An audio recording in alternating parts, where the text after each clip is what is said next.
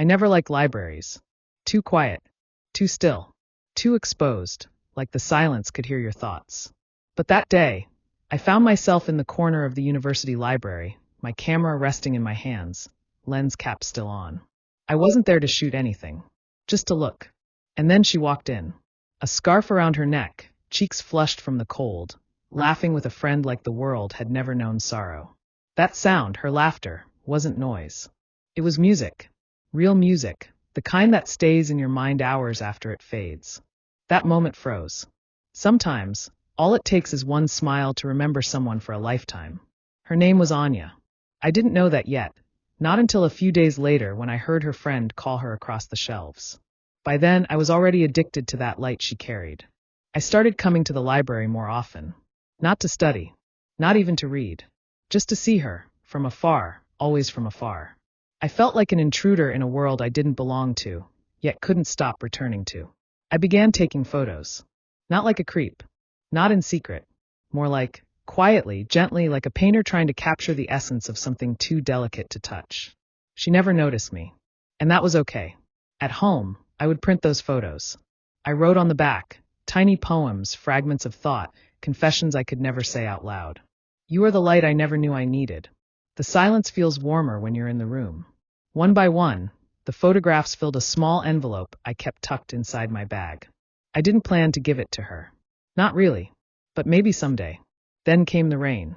I was walking past the bus stop, my hood up, when I saw her, standing without a coat, her hair clinging to her cheeks, no umbrella. Just the same quiet, bright look in her eyes, even in the downpour. I stopped. Walked back. I didn't say anything. Just held out my umbrella. She looked at me, for the first time, really looked. Our eyes met.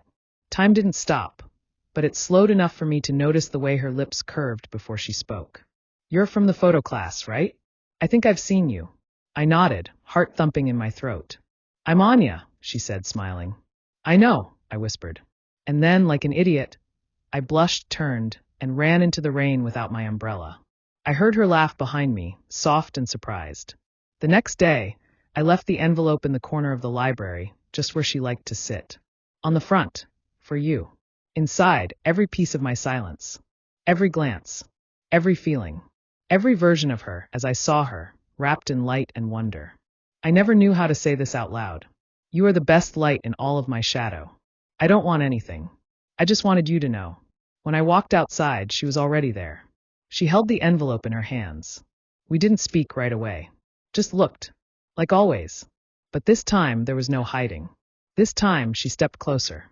So why didn't you say anything? I smiled, really smiled. I was afraid I'd ruin it. She tilted her head. And now, I said, I want to start. The first photo I took of her after that, she was laughing. Really laughing. Not across the room, not through a lens. Right in front of me. And I wasn't hiding anymore. In that frame, there wasn't just a girl I had fallen for. There was love, hers, mine, ours. Captured. Real. Every story begins with a glance. But the real ones, they live in the heart. Fade to black. Some people think that once the confession is made, the story ends. But that's not how it works. The silence between us didn't vanish that day. It just changed. It became a kind of comfort. A space we shared without needing to fill it. She understood that. Anya always understood the things I didn't know how to say. We started spending time together. Not the loud kind of together. No parties, no big plans. We'd sit under trees near campus, her reading poetry aloud, me pretending not to take her photo again and again. She'd catch me, roll her eyes, but never told me to stop. You're trying to memorize me, aren't you? She said once. No, I said. I'm trying to remember what it feels like to be seen. That's what she gave me, a kind of soft visibility. Not the spotlight. Just presence. She looked at me like I mattered. Like I wasn't just a quiet observer in the background. She once wrote a quote in the margin of her notebook. We are all stories in the end. Just make it a good one. I didn't tell her, but I started printing our moments together. Not just hers anymore. Ours. Coffee cups. Her messy handwriting. Her boots in puddles. Sometimes just her hand reaching for mine. That envelope I once left for her? She gave it back weeks later, fuller than before. Inside, photos she'd secretly taken of me, notes in her looping handwriting on the back. One read. You always looked at me like I was a painting, but you never noticed you were one too. And just like that, I stopped being afraid of ruining things. Because love, real love, isn't perfect silence or perfect words. It's imperfect people choosing to look each other in the eye and stay. Final voiceover, Max. Some people speak with words. Some speak with silence. But the ones who stay long enough learn to listen with the heart. Her laughter is still music to me. But now, I get to be in the song too. Fade out. They say photographs freeze a moment. Maybe that's true, but love blurs the edges. Months passed. Seasons shifted. And we kept finding each other in the small places. The library corner, the coffee shop with the squeaky door, the bus stop where I first handed her my umbrella.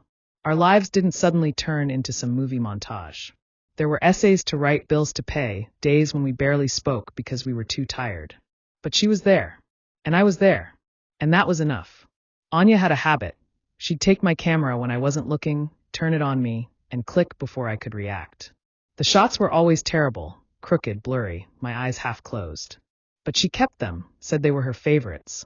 Because they're real, she told me. You don't get to edit who you are around me. I think that's when I knew. I didn't just love her, I trusted her. One late autumn evening, we were walking through the park.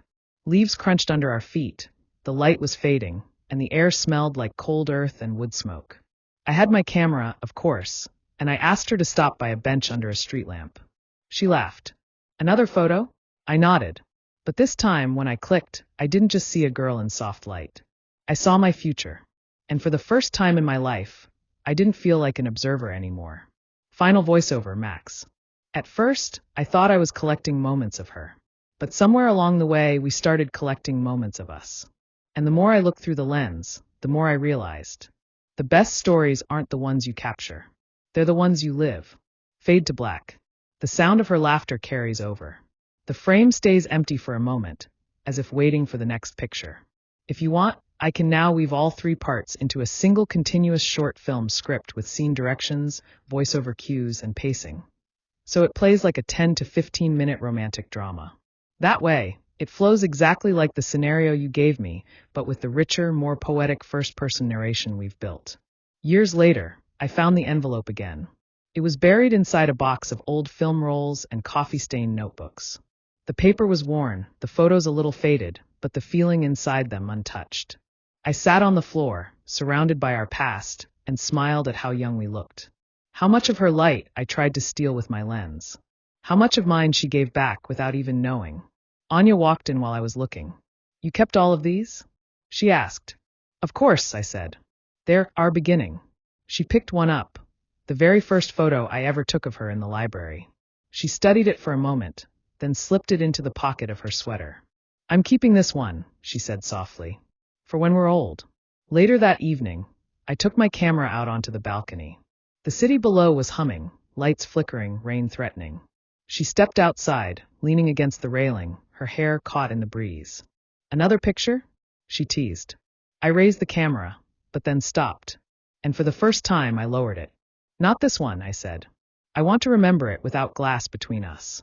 She smiled, walked over, and took my hand. We stood there in the quiet, letting the moment be enough.